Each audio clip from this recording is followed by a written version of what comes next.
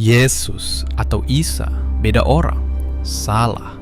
Yuk kita pahami dulu ilmunya, tonton video ini sampai habis. Jadi sebenarnya teman-teman sekalian pengen saya kasih tahu dulu bahwasanya terkadang memang ada perbedaan-perbedaan itu yang diakibatkan oleh fonem, yang diakibatkan oleh cara orang tuh melafalkan, cara orang itu untuk disesuaikan dengan lidah setempat atau dengan bahasa setempat. Ya misal gampangnya gini deh, kalau orang Jawa, orang Sunda itu kan kita bisa katakan mirip, walaupun tadi kita tidak berarti menyamakan antara orang Jawa dengan orang Sunda. Dan ketika kita berbicara tentang Jawa dan Sunda, itu ada kesamaannya.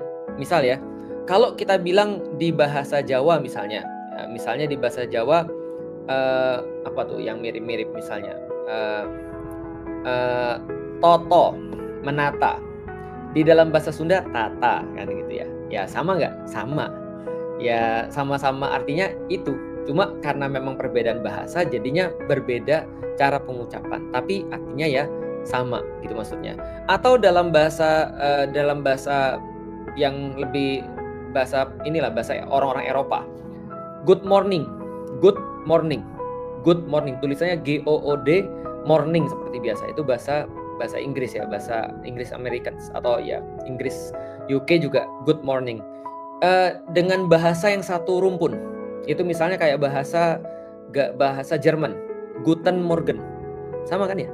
Guten Morgen, good sama good juga, tapi tulisnya GUT, Guten Morgen, sama good morning. Artinya ya nggak ada bedanya sih, artinya tetap sama selamat pagi gitu kan ya. Nah, itu adalah salah satu contoh. Nah, di sini teman-teman sekalian kita perlu tahu bahwasanya perdebatan itu kadang-kadang menjadi tidak relevan ketika dibahas dalam platform yang tidak relevan dan niat yang tidak baik. Oke, saya ulangin ya.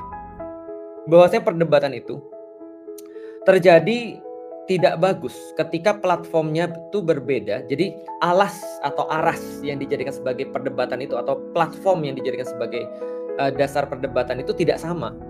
Tidak satu platform yang dijadikan sebagai dasar perdebatan itu. Dan juga dia tidak punya intensi atau niat yang baik. Nah itu diskusinya jadi gak bagus tuh. Dan cenderungnya jadi kayak yang kita lihat sekarang ketika orang-orang justru kemudian bahas perkara-perkara gak esensial dan cenderung untuk menjatuhkan Ustadz Adi Hidayat.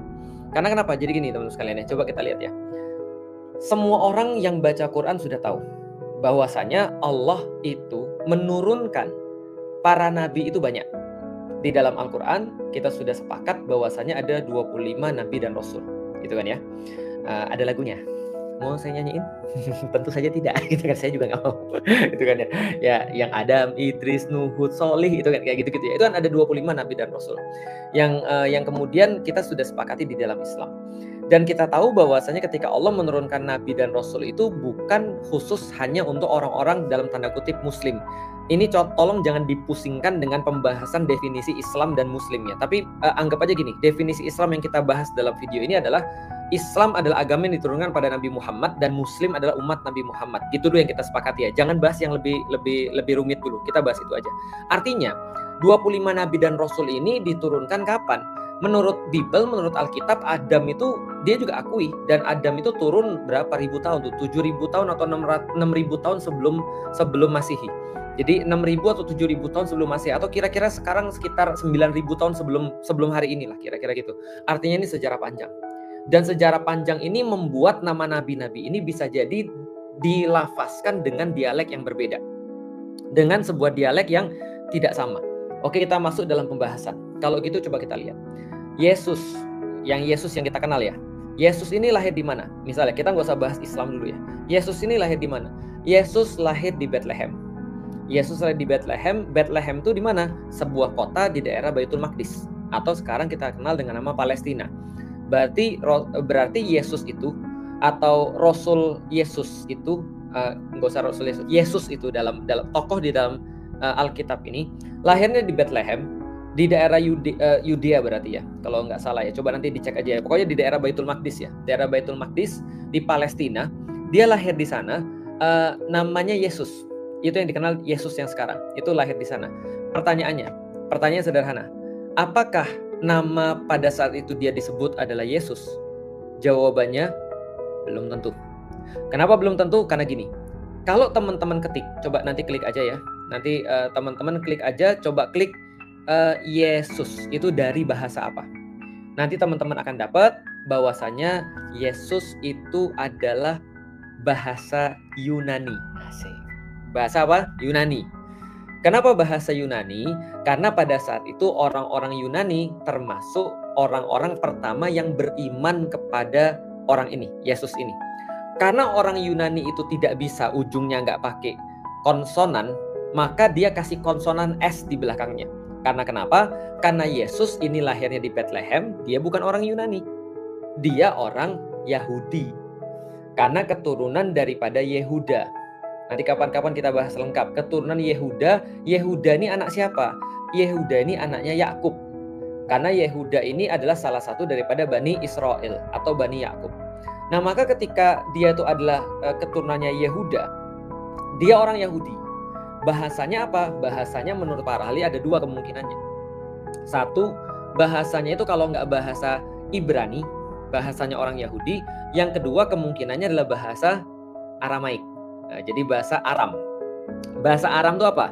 Bahasa Aram itu dekat dengan bahasa Syriak Aramaik atau yang kita kenal bahasa Syriani. Nah, itu bahasa Mediterania kuno ya, bahasa Syriani, bukan Suryani ya. Jadi Syriani atau Aramaik. Jadi ada dua kemungkinan. Pertama adalah Aramaik.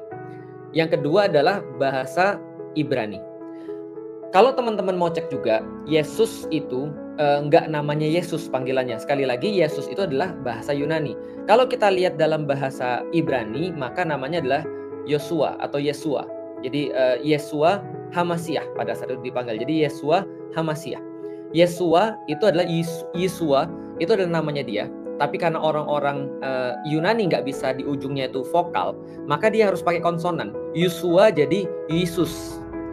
Dalam bahasa Aramaik bisa jadi Isa atau Iso. Sama ketika ditambahin S jadi Yesus. Yesus gitu jadinya. Artinya kalau dalam bahasa Ibrani dia jadi Yesua Hamasiah. Jadi dalam bahasa Aramaik jadinya sama Isua Masiha. Jadi sama. Nah, teman-teman sekalian, itu ketika di zamannya Yesus kan ya. Tentu saja ketika Al-Qur'an itu muncul 600-an tahun berikutnya setelah Yesus ini wafat, dalam bahasa Yunani Yesus ini wafat. Oh, by the way, saya lupa. Yesua Hamasiah ini ditranslate dalam bahasa Yunani jadi Jesus Christ. Jadi Yesus Kristus. Jadi Yesus Kristus jadinya dalam bahasa Yunani. Diterjemahkan dalam bahasa Inggris jadi Jesus Christ. Kira-kira gitu ya, paham ya? Oke, jadi dari Hamasiah jadi Christ. Dari Iso atau Yesua jadi Jesus. Itu ceritanya ya. Oke, kalau gitu kita coba untuk lanjut lagi. Ketika Al-Qur'an itu diwahyukan kepada Nabi Muhammad 600 tahun berikutnya, tentu saja tempat yang diwahyukannya itu berbeda. Bukan lagi tempatnya di daerah Baitul Maqdis, tapi tempatnya adalah di Jaziratul Arab, terkhusus di Mekah dan Madinah. Berarti bahasanya adalah bahasa Arab. Dalam bahasa Arab, karena dia masih satu rumpun dengan orang-orang Ibrani, masih satu rumpun dengan orang-orang Yahudi, karena sama-sama keturunan Semit gitu ya, maka bahasanya nggak jauh beda. Bahasa Ibrani, bahasa Yahudi itu dengan bahasa Arab itu nggak jauh beda. Maka ketika dalam bahasa Ibrani itu dikatakan Yesua Hamasiah tadi, Yesua Hamasiah tadi, dalam bahasa Arab jadi Isa Al-Masih. Jadi Al-Masih artinya yang diurapi, yang terpilih, the anointed one, gitu kan ya. Lalu kemudian dalam bahasa Ibrani Yesua Hamasiah, dalam bahasa Yunani Jesus Christ. Sama nggak? Yaitu berbicara tentang orang yang sama. Maria dalam bahasa Inggris Mary gitu kan ya. Dalam bahasa Arab jadinya adalah Maryam. Itu nggak ada bedanya gitu loh maksudnya. Secara kita penceritaan tentang orang ya. Cuman ya tadi karena kita tahu bahwasanya agama ini kan diturunkan oleh Allah. Ini agama yang satu kata Allah. Artinya adalah apa? Kita menyebutnya sama-sama agama samawi. Atau dengan kata lain agama Allah itu dari dulu satu, cuma diselewengkan oleh orang-orang menurut pendapat kita begitu, walaupun kita tidak menuduh orang lain seperti itu, tapi menurut keyakinan dan pendapat kita. Artinya teman-teman sekalian, gimana kita bisa mengatakan nggak mirip, orang agama ini nurunin sama gitu maksudnya. Berarti Tuhannya Yesus, Tuhannya Musa, Tuhannya Daud itu juga Tuhannya kita Karena kita beriman pada nabi-nabi sebelum Nabi Muhammad juga. Bahkan di dalam Al-Quran dikatakan la nufarriqu baina ahadim mir rusuli. Dan kata Allah, kami tidak pernah membeda-bedakan antara satu nabi dengan nabi-nabi yang lain. Gitu maksud. Artinya apa? Artinya ya kita berbicara dengan orang yang sama. Artinya ketika saya berkata bahwasanya dalam keyakinan yang saya tahu, sebelumnya jangan keyakinan yang saya tahu dulu. Dalam bahasa yang saya baca di dalam Al-Quran, maka saya baca Isa Al-Masih. Itu kan ya, atau Isa Ibnu Maryam, Isa Al-Masih. Tapi ketika ini ditranslate dalam bahasa Yunani, jadinya Jesus Christ. Sebagaimana ketika ditranslate dalam bahasa Indonesia, Isa Al-Masih jadi Isa yang diurapi. Gitu loh maksudnya. Lah terus masa kita bilang jangan mirip-miripin deh. Lah itu cuma ganti bahasa doang. Itu cuma ganti language doang gitu maksudnya. Dalam bahasa Jawa saya nggak tahu sih, atau dalam bahasa Sunda saya juga nggak tahu. Tapi yang jelas ketika kita berbicara tentang orang ini cuma ganti bahasa aja. Kayak saya bilang gini deh, saya punya misalnya contoh, saya punya sepupu, nah itu kan ya, saya mau ngomong, oh kami mengenal seorang nabi yang baik namanya Muhammad. Oh do you mean Muhammad? Ya mungkin bukan sama dengan kita ngomongnya, tapi ya kita omongin orang yang sama. Ini juga kita mengenal ada Nabi Musa. Do you mean Moses? Itu sama. Gimana kalau kita kata no, not Moses but Musa. Oke, say it Musa, not Moses. Kan gimana coba ceritanya? Orang kan dengan bahasa dia gitu ya, Inggris namanya Moses. Dalam bahasa Arab, bahasa Indonesia namanya Musa. Harun dalam bahasa Arab, dalam bahasa Inggris ya Aaron gitu kan ya, Aaron gitu. Apalagi misalnya Zachary itu dalam bahasa Inggris, dalam bahasa Indonesia Zakaria. Dan kita nggak perlu untuk memaksa orang untuk ya lu nggak boleh Zachary, no it's wrong, not Zachary but Zakaria. Nggak bisa gitu juga. Orang namanya itu juga bahasa gitu maksudnya. Artinya belum belajar keyakinan dulu ya. Dari yang kita pelajari tadi, maka bahasa itu bisa jadi sangat berbeda. Sebagaimana ketika saya kemudian bilang nama Islam saya Muhammad Al-Fatih, ketika orang-orang di Turki mereka nggak bisa bilang Muhammad Al-Fatih, mereka bilang Mehmet. Artinya Muhammad mereka katakan Mehmet. Apakah berarti mereka membedakan antara Nabi Muhammad dengan Mehmet? Enggak, tetap sama. Jadi artinya nama Nabi Muhammad itu di sana dilafazkan jadi Mehmet. Ya sesederhana itu. Atau yang baru datang nih, Habib Nurmagomedov. Apa antum bacanya Nurmagomedov? Nurmagomedov itu artinya apa coba? Nurmagomedov itu nggak ada artinya Nurmagomedov. Tapi bacanya bukan Habib Nurmagomedov, Nur Muhammad, kan seperti itu. Kalau kita tahu artinya berarti di sana Muhammad jadi Mahomet. Jadi tulisnya Magomed, tapi bacanya Mahomet, kan gitu kan ya. Jadi Nur Magomedov itu jadi Nur Mahomet. Jadi maksudnya Nur Muhammad. Jadi kalau gampangnya gini lah, kalau dia di Indonesia namanya jadi Habib Nur Muhammad, kan gitu. Kan kita tidak mengatakan kayak tadi, enggak, oh itu beda antara Nur Muhammad dengan Nur Magomedov. Nur Magomedov nggak ada arti. Coba tanya sama dia artinya apa. Itu ada nama nabinya di belakangnya. Makanya dia sangat respect pada nabinya, kan gitu kan ya. Contoh misalnya Muhammad Salah. Iya salah. Nggak balik lagi ya. Kalau kita bicara tentang bahasa, berarti bahasa itu bisa jadi berbeda, tapi bisa jadi kita merujuk pada orang yang sama. Seperti Felix dalam bahasa Inggris mungkin Felix gitu ya, segala macam lah ya. Felix beda, tapi beda antara Felix Xiao dengan Felix Stray Kids gitu ya, beda. Walaupun mungkin kegantengannya agak mirip-mirip gitu kan ya. Itu klaim. Oke, kita balik lagi. Sekarang kita masalah keyakinan. Kalau masalah keyakinan, saya juga meyakini bahwasanya memang kalau kita tahu bahwasanya Nabi itu turun dari Adam sampai dengan Nabi Muhammad itu punya satu misi yang sama. Berarti kalau memang betul seperti yang dikatakan oleh Rasulullah bahwasanya ada 124.000 Nabi, ada 313 Rasul di antara yang kita nggak kenal, karena di dalam Al-Quran itu cuma dikenal 25 Nabi dan Rasul. Maka kalau ada kesamaan di antara mereka, pasti ada kesamaan misi. Pasti ada kesamaan misi di antara mereka. Apa misi mereka? Menyembah Tuhan yang satu. Kesamaan misi di antara mereka misalnya menghormati orang tua. Kesamaan misi di antara mereka misalnya contoh punya kasih sayang dan seterusnya. Ya misi-misi kenabian, misi-misi langit. Tidak mungkin perbedaan dalam misi utama, yaitu adalah mentauhidkan Allah Subhanahu wa Ta'ala. Maka dari titik ini kita masuk ke dalam pembahasan Ustadz Adi. Jadi ketika Ustadz Adi bilang, kamu pernah hafal nggak ayat di dalam Alkitab? Ketika dibacain misalnya terus Ustadz Adi bilang, nah ini di dalam Al-Quran juga ada perintah yang sama. Nah menurutku itu nggak ada masalah. Kenapa? Ada masalah apa? Terus kemudian disampaikan, ini ada Alkitab, ada Yesus. Nah di dalam Al-Quran Yesus juga diceritain. Dan ternyata misinya sama nih. Coba lihat nih, mirip kan? Gitu kan ya. Nah itu emang kenapa? Bukan berarti Ustadz Adi tidak beriman. Bukan berarti Ustadz Adi itu dalam tanda kutip mengiyakan apa yang diimani oleh orang-orang Katolik. Enggak ada sama sekali.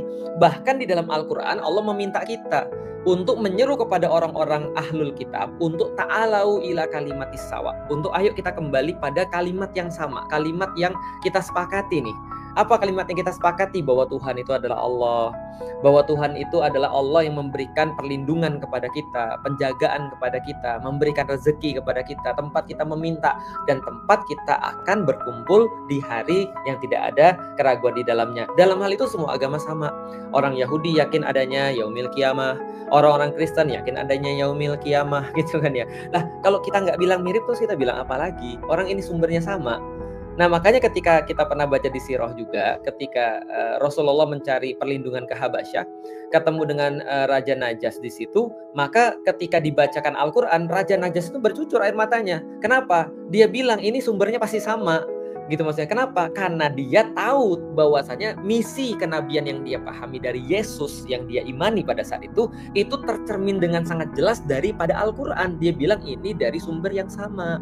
Gitu kan ya, ini dari sumber yang satu. Bukan berarti kita membenarkan bahwasanya mereka menjadikan Isa sebagai Tuhan. Tolong, mohon maaf nih, kapan Ustadz Adi pernah mengatakan itu? Mirip ya di dalam Islam misalnya Yesus juga kita sembah, nggak gitu ceritanya. Nah, tapi tolong coba dilihat dulu nih. Memang ini adalah sebuah semangat yang sama karena memang ini adalah agama yang turun daripada Allah yang sama. Gitu maksudnya. Cuman urusan nanti mereka membuat pecahan-pecahan, mereka kemudian membuat hal-hal yang tidak ada, yang kemudian akan dikoreksi oleh kemudian Nabi Muhammad dan juga Al-Quran. Itu sudah jelas-jelas banget di dalam Al-Quran. Cuma masalahnya apa? Contoh ya, ini saya kaget banget. Nih, beberapa waktu ketika saya coba untuk belajar kembali tentang bagaimana sejarah para nabi, itu saya pernah buka satu pembelajaran dari teman-teman di Katolik yang mereka meneliti tentang ajaran Yesus di zaman ketika Yesus masih hidup. Menariknya adalah dia mengatakan bahwasanya Yesus itu mengajarkan satu agama yang dia sebut dengan the way. Itu kata dia tuh, the way. The way itu artinya adalah apa? Jalan itu. Wes. Ketika saya ngeliat itu merinding tuh saya tuh. Kenapa? Karena saya jadi ingat satu ayat di dalam Al-Quran yang ketika Nabi Isa itu di dalam surat Maryam berkata hadza siratun mustaqim, gitu kan ya, artinya inilah jalan yang lurus. Berarti Nabi Isa, biar teman-teman nggak protes ya, Nabi Isa mengatakan di dalam Al-Quran, penjelasan dia gitu kan ya, menyembahlah kalian kepada Allah, gitu kan ya, dan ini namanya agama penyembahan terhadap Allah, ini namanya hadza siratum mustaqim, ini jalan yang lurus. Kan gitu. Lah artinya ketika itu dikatakan, itu kan mirip dengan yang dikatakan oleh pendeta-pendeta tadi atau pastor-pastor tadi. Ketika Yesus menjelaskannya ini adalah jalan. Ya, kalau di dalam Alkitab ada akulah jalan kehidupan dan segala macam kayak gitu-gitu. Cuman ya itu maksudnya. Lah terus mau kalau nggak mirip terus gimana? Ini kayak membandingkan antara agama, misal ya. Kalau teman-teman mau lihat ya, kalau misalnya contoh ya, mohon maaf, ini sekali lagi bukan menjelekkan agama ya, tapi gini, kalau dikatakan bahwasanya agama Katolik agama Islam dan agama misalnya Hindu itu mirip, nah itu saya juga agak bingung nyari kemiripannya di mana gitu, karena memang perbedaannya sangat diametral gitu kan ya. Tapi kalau dikatakan dengan agama Katolik mirip, lah gimana orang nabi mereka juga kita akui gitu maksudnya. Nabi mereka tuh ada di dalam kitab kita juga, dan kita juga tahu itu sejarahnya banyak gitu maksudnya. Dan itu diceritakan oleh Nabi juga bahwa Isa itu adalah termasuk Nabi yang kesian. Kenapa? Karena dia justru dijadikan sebagai Tuhan oleh pengikut-pengikutnya. Rasul cerita tentang Musa juga dan segala macam. Lah gimana kalau kita katakan gak mirip, orang ini dari sumber yang sama? Seperti yang tadi kita sampaikan bahwa ketika di Raja Najas dibacakan surat Maryam oleh Ja'far bin Abu Thalib, maka Raja Najas menangis sampai membasahi janggutnya, lalu berkata ini dari sumber cahaya yang sama. Karena dia tahu ini pesan-pesan yang sama. Gampangnya gini deh teman-teman sekalian. Kalau Samsung ngeluarin S20, S21, S23, S24, maka besok pasti namanya S25. Gitu kan. Kecuali kalau dia memutuskan mau ganti. Tapi berarti kita tahu, oh berarti ada linknya, ada mata rantainya. Itu maksudnya. Artinya masih ada mata rantainya seperti apa yang menyamakan dengan yang sebelumnya. Sama kayak tadi kan ya, sama kayak ketika nabi-nabi semuanya membawa misi yang sama. Maka kalau kita katakan ya gimana ya, ketika dibacain satu ayat, oh nih di dalam Al-Quran ini ada juga loh ayat-ayat yang mirip, berarti supaya mereka ngerti bahwasanya di dalam Islam itu adalah Tuhan yang sama. Bahkan kata-kata Rasulullah pada Heraklius apa? Nih coba lihat ya. Rasulullah itu ketika nulis surat buat Heraklius pada saat itu adalah Raja Bizantium atau Kaisar Bizantium pada saat itu. Rasul mengatakan bahwasanya, wahai Heraklius, masuklah kepada Islam. Kalau kamu masuk Islam, kamu dapat 2 pahala. 1 pahala beriman kepada Isa, 2 pahala beriman kepadaku. Maksudnya begitu. Jadi pahala beriman pada Yesus dan beriman pada Rasulullah Muhammad. Artinya Rasulullah seolah-olah ingin mengatakan ini bukan agama baru loh. Ini agama yang sama seperti yang kamu sembah, cuma update gitu maksudnya. Jadi ini agama yang sama gitu. Jadi nggak ada perbedaan. Siapa yang kemudian kemarin mereka menganggap Musa adalah nabinya, Daud adalah nabinya, Isa adalah nabinya, maka ketahuilah ini agama nih, penyambungnya nih. Ini sama. Kita nggak berbeda sama sekali. Itu perkataan yang sama juga seperti Yesus ketika mengatakan pada kaumnya, saya cuma datang untuk menggenapi yang sudah datang sebelum saya, kan gitu. Artinya adalah apa? Artinya saya pada saat itu ketika melihat Islam, saya melihat loh ini nggak ada beda. Bedanya apa? Bedanya saya dapat versi yang lebih update. Saya dapat versi yang lebih baru. Sehingga versi-versi yang sudah lama dalam tanda kutip itu adalah sudah dicakup oleh ini. Saya tidak harus menghilangkan keimanan saya pada Yesus ketika saya masuk Islam. Saya tidak harus menghilangkan keimanan saya pada Yesus. Saya tinggal nambah keimanan saya pada Nabi Muhammad. Gitu maksudnya. Apa masalahnya? Nggak ada masalah sama sekali kan. Ya, contoh lagi ini misalnya ya. Baptis. Baptis itu apa sih? Baptis itu sakramen di dalam Katolik yang itu dimandikan. Pertanyaannya sederhananya gini, kapan baptis itu dilakukan? Ketika ada orang menerima keimanan di dalam agama Katolik, salah satunya ya, itu yang dilakukan, dibaptis. Seperti ketika Yesus dibaptis sama Yohanes. Kalau kita, Isa itu pernah sama Yahya, satu hidup satu zaman. Nah, ceritanya di dalam Bible itu, Yesus dibaptis oleh Yohanes. Dengan cara apa? Dicelupkan di Sungai Yordan, kan gitu. Nah, pertanyaan sederhana, ketika orang masuk Islam gimana coba? Ada nggak aktivitas-aktivitas yang mirip-mirip kayak baptis itu? Ada nggak kira-kira? Ada. Maka ketika Musa bin Umair mendatangi orang-orang di Madinah, lalu orang-orang di Madinah termasuk Usaid bin Khudair, termasuk kemudian Sa'ad bin Mu'adz, ketika bertanya, kalau kami mau masuk Islam, gimana caranya? Maka Mus'ab menjawab dengan apa yang dia tahu dari Rasulnya. Yaitu adalah dia mengatakan, kalau ada orang pengen masuk Islam, maka dia mandi, lalu syahadat, lalu sholat 2 rakaat. Artinya ada yang sama-sama kayak gitu kan ya. Artinya ketika orang-orang Kristen atau Katolik dia dibaptis itu kan sama kayak mandi, menghilangkan hadas lah kalau kita kira-kira gitu. Itu kan ini bukan mirip-miripin, ini ngasih tahu gitu loh maksudnya. Contoh kayak tadi, ada orang nanya, ada nggak sih Jumatan di dalam agama lain? Nggak ada, tapi ada yang mirip, misa namanya, kayak gitu. Ada nggak sih yang mirip-mirip dengan mandi wajib? Mandi wajib nggak ada di dalam agama lain, tapi ada yang mirip, baptis. Misalnya kayak gitu-gitu kan ya. Artinya ada nggak sholat di dalam agama lain? Agama Kristen nggak ada sholat, tapi ada yang mirip-mirip. Nah itu maksudnya. Artinya bukan berarti kita membenarkan kesalahan-kesalahan yang kita anggap salah atau yang dikritik di dalam Al-Quran yang jelas-jelas salah, seperti menjadikan Yesus sebagai Tuhan. Enggak. Tapi cuma dikatakan bahwa tokoh Yesus ini kita juga akui cuman sebagai nabi. Dan itu yang pengen kita jelasin pada mereka, sehingga ketika saya masuk Islam, saya nggak perlu membuang keimanan saya terhadap Yesus. Tinggal nambahin keimanan saya terhadap Nabi Muhammad. Nah itu maksudnya tuh. Jadi aduh ya Allah. Cuman gini ya teman-teman sekalian ya. Pertama, itu namanya platform yang sama. Platform yang sama. Yang kedua, intensi atau niat. Ini yang paling saya harus sampai ini teman sekalian. Jadi gini ya, saya nggak melihat ada niatan baik daripada orang-orang yang mengkritik Ustadz Adi Hidayat. Itu aja sih, saya nggak melihat ada niat baik. Dan entah kenapa ini munculnya daripada orang-orang yang itu-itu aja, mohon maaf, dan kelompok yang itu-itu aja, dan juga mereka nggak ada niatan baik untuk mencari kebaikan atau kemudian semacam kayak gini nih, nggak ada niatan baik untuk membuat orang tuh jadi berubah jadi baik. Jadi gini ya, maksud saya tuh begini, kalau saya melihat ada orang berbuat sesuatu yang salah, kalau ada memang salah ya, maka saya akan mencari cara terbaik untuk buat dia sadar, bukan untuk membuat saya seolah-olah terasa hebat dan membuat seolah-olah orang itu jadi kayak bodoh banget. Apalagi etikanya jauh banget. Ya Allah, nyoretin orang pakai X warna merah itu menurut saya nggak ahsan sih menurut saya. Artinya menurut saya intensinya juga saya nggak dapet sih ada intensi yang baik untuk kemudian menjelaskan itu. Pertama, kamunya yang kemudian platformnya salah. Mungkin juga pengetahuanmu yang nggak sampai di titik itu kan ya. Artinya mungkin dan kebanyakan berprasangka dan judging dan sangat menuduh. Ustadz Adi Hidayat menyamakan Yesus dengan Isa, seolah-olah dalam narasi itu bahwasanya Ustadz Adi Hidayat itu menyamakan Isa di dalam Al-Quran dengan Yesus yang jadi Tuhan, kira-kira maksudnya begitu. Enggak gitu ceritanya. Orang-orang sama sekali nggak ada itu framingnya luar biasa sih menurut saya. Jadi itu menurut saya sih nggak ada niatan baik sih. Artinya kalau saya melihat gini, ya udahlah ya, bagi teman-teman sekarang ya udah, teman-teman sudah saya jelasin, ada yang mau terima nggak ada masalah. Ada yang mau terima alhamdulillah. Nggak ada yang mau nggak terima juga nggak ada masalah. Karena tugas saya kan cuma menyampaikan apa yang saya pahami. Artinya ketika saya ditanya, bagaimana menurut saya tentang Ustadz Adi Hidayat yang berkata seperti itu, bagi saya luar biasa.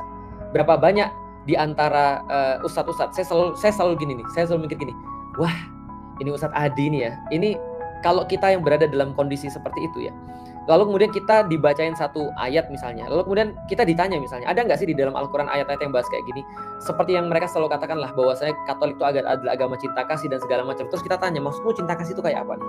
Ada nggak sih di dalam Alkitabmu yang kamu pikir ada ayat cinta kasih? Ternyata kalau kita bisa menunjukkan Islam punya sesuatu yang mirip-mirip dengan itu, bahkan lebih baik, itu kan akan menjadi sebuah pemikiran juga ya. Karena bagi orang-orang kayak saya, kita selalu membanding-bandingin dong antara kemudian Islam dengan Kristen. Kenapa saya harus masuk Islam? Bagi saya, ketika saya sudah membanding-bandingkan itu, saya dapat, oh ternyata apa yang saya pahami di dalam Katolik tidak semuanya berbeda. Walaupun tentu saja saya memilih Islam itu bukan hanya karena perbedaan-perbedaan itu, tapi jelas karena konsep tauhidnya. Tapi kita dikasih tahu nih, ini loh maksudnya. Nah, ada berapa banyak ustadz yang bisa hafal Quran dan mengkontekskan dengan apa yang dia coba untuk dakwahkan? Saya pikir nggak banyak sih. Dan kalau saya tuh merasa bersyukur ada orang kayak Ustadz Adi di pihak saya, serius. Dan bagi saya itu agak efforts kalau ada orang kayak Ustadz Adi, tapi bukan di pihak saya gitu maksudnya. Itu agak sedikit merepotkan sih. Tapi ya dia di pihak saya aja udah merepotkan, apalagi dia di pihak yang taruhlah ya Ustadz Adi berdakwah di pihak yang salah. Aduh ya Allah, itu saya pikir kayaknya kita harus punya PR banyak untuk belajar lagi gitu kan ya. Artinya kalau saya secara pribadi memandang bahwa itu adalah kelebihan Ustadz Adi, bukan kekurangan Ustadz Adi yang perlu saya komentari. Karena saya pikir ya gimana ya, saya lebih banyak kekurangan sih yang harus saya pikirin daripada saya mikirin hal-hal yang tidak penting banget dan diviralkan kayak gitu. Itu jelas-jelas menurut saya nyari-nyari kesalahan. Dan kalau dengan orang-orang yang nyari kesalahan, saya nggak punya komen apapun. Dan saya cuma bisa berdoa pada orang-orang kayak gitu ya. Kalau mereka benar, mudah-mudahan Allah maafin Ustadz Adi dan saya yang punya pemikiran bahwa Ustadz Adi itu nggak salah. Dan kalau Ustadz Adi yang benar, ya mudah-mudahan mereka yang dimaafkan oleh Allah. Ya cuma itu aja sih sebagai seorang Muslim yang punya pandangan terhadap saudaranya. Artinya bagi orang-orang yang punya pandangan selain daripada Ustadz Adi, saya juga hargai banget. Nggak apa-apa, serius deh teman-teman sekalian. Teman-teman nggak apa-apa komen di sini. Misalnya contoh, nggak, bagi saya Isa dan Yesus tetap berbeda. Nggak apa-apa. Apa sih yang nggak buat orang-orang Muslim mah? Orang kita itu di Muslim diajarin, di Islam kita tuh diajari berbeda pendapat bukan berarti harus satu kafir satu iman. Berbeda pendapat di dalam Islam tuh bukan berarti satu surga satu neraka. Nggak apa-apa antum nggak yakin juga. Antum setelah mendengarkan penjelasannya dan tetap antum yakin nggak sama, beda pokoknya beda, ya nggak apa-apa. Antum tetap saudara saya, ketemu tetap saya peluk gitu kan ya. Cuma saya tackle aja nggak gitu. Ketemu tetap saya peluk, tetap kemudian saya ucapkan salam, ketemu tetap saya kemudian happy gitu kan ya. Hanya saja menurut saya jangan sampai keyakinan kita itu kita gunakan untuk menjudging orang lain seolah-olah mereka yang berbeda dengan kita itu salah dan dosa maksiat. Konsekuensinya kita harus nerakain dia. Konsekuensinya kita harus nyesatin dia. Konsekuensinya kita harus menampilkan seolah-olah dia tuh maksiat. Bro, nggak serta-merta, sekali lagi ya, kalau orang Muslim itu berbeda, nggak serta-merta satu salah satu benar, nggak serta-merta satu surga satu neraka, nggak serta-merta satu murtad satunya tetap beriman, nggak gitu ceritanya. Coba deh belajar lagi. Artinya kalau kita berbicara tentang, balik lagi ya, mudah-mudahan teman-teman dengan semua ini bisa lebih dewasa, dan saya yakin pada satu titik yang kayak gini-gini, provokasi-provokasi yang kayak gini atau apa ya, hal-hal yang kayak gini ini sudah akan bisa ditinggalkan sama kita ya. Berhentilah mensupport atau apa ya, semacam kayak ngeramein orang-orang yang suka nyoretin wajah orang lain itu ya dengan X itu ya. Kalau saya sih nggak apa-apa sih, saya kan motivator bukan ulama. Cuman ya kalau kayak Ustadz Adi sih, kalau saya sih bersyukur sih, dan saya berdoa mudah-mudahan banyak keluar orang-orang kayak Ustadz Adi yang lain. Kenapa? Supaya saya bisa melanjutkan hobi saya dan keahlian saya, yaitu adalah bermalas-malasan. Serius. Kalau ada orang banyak kayak Ustadz Adi, Ustadz Somad gitu kan ya, dan orang-orang pintar dalam berdakwah dan masih muda ya, kan saya kan bisa santai ya kan, saya kan bisa tidur-tiduran, bisa enak happy gitu kan ya, bisa nonton, bisa main game gitu kan ya, apalah terserah, yang penting saya nggak usah dakwah tiap hari karena sudah ada banyak yang bantu dakwah itu maksudnya. Jadi kita bisa malas-malesan gitu kan ya. Oke, itu ya teman-teman sekalian, yang yang kita coba untuk bahas, dan mudah-mudahan ada kebaikan yang bisa teman-teman dapatkan dari sini. Dan besok-besok nanti kita bahas yang lain ya, yang teman-teman bahas ya, tentang masalah tadi, ya kemarin kita ketemu dengan Guru Gembul, terus kita bahas sedikit tentang ilmiah dan juga rasionalitas. Karena by the way itu balik lagi soalan istilah tuh, karena ilmiah itu dari bahasa Arab kan, al-ilm itu dari bahasa Arab, kecuali kalau kita mau menggunakan bahasa Inggris, scientific method misalnya, atau misalnya metode scientific misalnya, ya itu bisa. Tapi ya kapan-kapan lah kita coba akan bahas lagi ya. Makasih banget buat teman-teman sekalian. Abain aja orang-orang yang aneh-aneh. Misalnya ya teman-teman tahu ya, belajarlah dewasa di dalam agama. Salah satu kedewasaan di dalam agama itu kita tahu saatnya kapan untuk ngomong, kapan saatnya untuk diam. Menyikapi orang-orang yang aneh, menyikapi orang-orang yang stres itu nggak selalu harus selalu kita hina, harus selalu kita ajak debat dan segala macam. Ya nggak selalu sih. Ya udahlah, kita ini aja. Contoh nih, misalnya kalau ada yang aneh-aneh, ada komentar-komentar yang aneh, ya tinggal ini aja nih, tinggal hide user kan selesai, tinggal di blok selesai. Karena kalau misalnya kita nanggepin, ya kita jadinya jadi ikut selevel dengan dia. Dan saya menolak selevel dengan orang-orang yang nggak ngikutin akalnya ya. Baik, itu aja teman-teman sekalian. Makasih banget buat semua yang sudah hadir di sini. Ada sekitar 1.600-an orang yang sudah hadir. Ada yang setuju, ya alhamdulillah. Kalau nggak setuju, doain saya, mudah-mudahan saya jadi sepikiran dengan teman-teman sekalian, bisa lebih soleh dan bisa lebih taat pada Allah. Intinya adalah kita harus yang nggak bisa ada perbedaan itu adalah kita harus saling menyayangi sebagai seorang sesama muslim, harus sama-sama bersatu. Ingat teman-teman sekalian, saya tuh malu ketika saya tuh mau mempermasalahkan sesama muslim. Saya tuh malu. Kenapa? Karena begitu saya mempermasalahkan sesama muslim, itu saya selalu ingat saudara-saudara saya yang ada di Palestina. Mereka nggak mau tahu tentang masalah kita. Mereka nggak mau tahu tentang musik itu haram atau tidak. Mereka tuh nggak mau tahu tentang siapa yang nyamain Nabi Isa dengan Yesus atau seperti apa problematikanya. Enggak. Yang mereka tahu itu adalah mereka berusaha hidup. Dan saya tahu persis bahwasanya tanpa persatuan kita itu yang saya maksud adalah semua orang-orang yang ada di sini yang mau setuju, mau nggak setuju. Selama antum bersyahadat, saya perlu teman-teman sekalian untuk bareng-bareng. Karena itulah yang Allah wajibkan dan Allah syaratkan untuk kemenangan kita di Baitul Maqdis. Dan mereka bukan orang-orang yang saya pikir ya kita nggak layak sih untuk ribut sementara kita punya permasalahan yang jauh lebih besar di Baitul Maqdis. Itu aja teman-teman sekalian. Assalamualaikum warahmatullahi wabarakatuh.